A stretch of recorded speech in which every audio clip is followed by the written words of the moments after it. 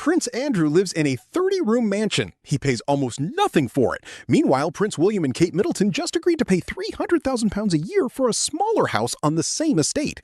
Why? And more importantly, who is paying for all of this?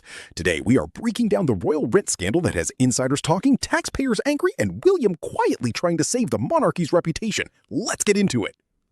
Royal Lodge is a massive Georgian mansion on the Windsor estate. It has 30 bedrooms, a swimming pool, a tennis court, and 98 acres of private gardens. Prince Andrew has lived there since 2004. Originally, he signed a 75-year lease with the Crown Estate. The deal required him to pay £250,000 a year and maintain the property.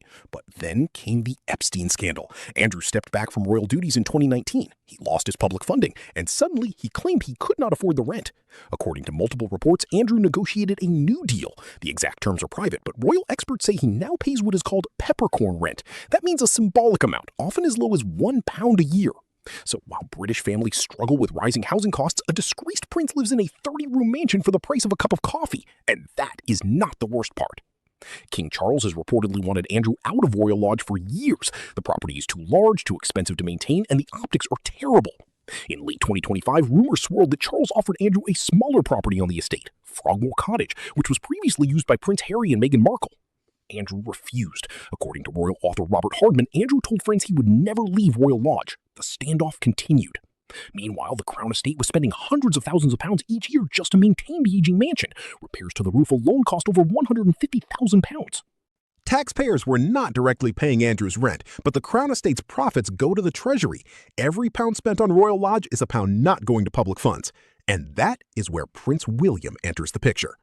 In early 2026, it was announced that William and Kate would be moving to Adelaide Cottage. It is a charming but modest royal residence on the Windsor estate. 4 bedrooms, no live-in staff quarters.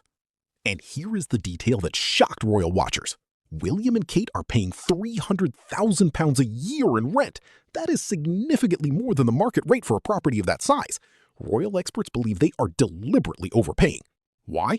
2 reasons. First, to cover the maintenance costs that the Crown Estate would otherwise have to pay.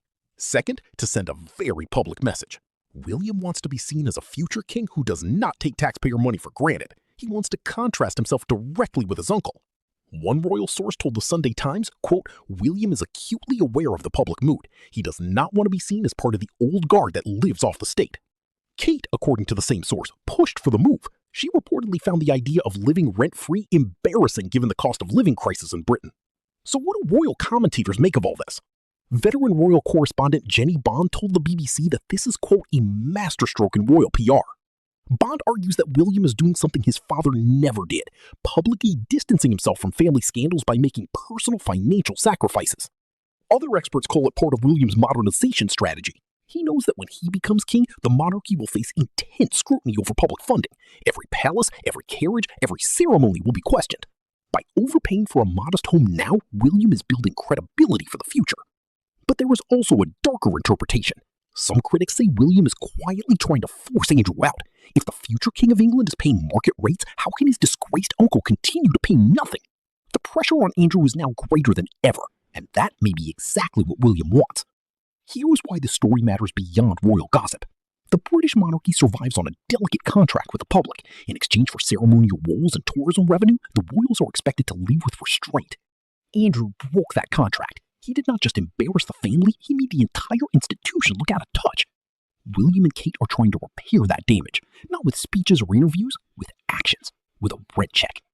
£300,000 is a lot of money. It is more than most British families owe in 5 years. But in the context of royal finances, it is a relatively small price to pay for public trust. The question now is whether Andrew will follow their example. So far, there is no sign of it. Should Prince Andrew be forced to pay market rate for Royal Lodge, or is this a private family matter that the public should ignore? Let me know in the comments. If you want to know when my next video drops, hit that subscribe button and turn on notifications. I am covering the Diddy and Sarah Ferguson scandal next, and trust me, that story gets even stranger. Thanks for watching. I will see you in the next one.